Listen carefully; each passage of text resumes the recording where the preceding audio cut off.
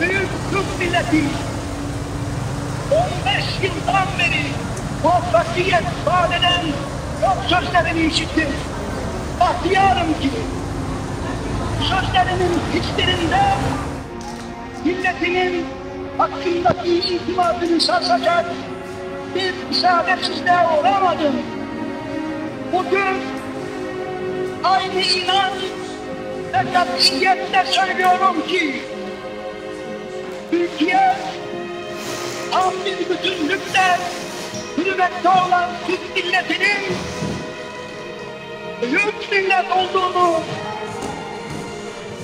bütün medeni alem az zamanda bir kere daha tanıyacaktır.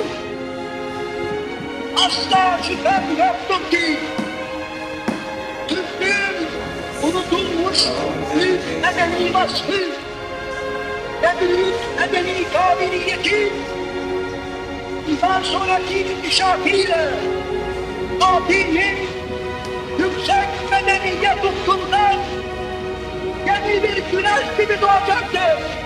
Türk milleti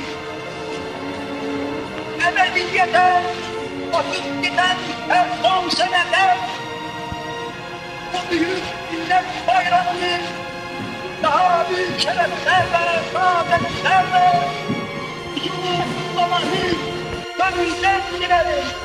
Ne mutlu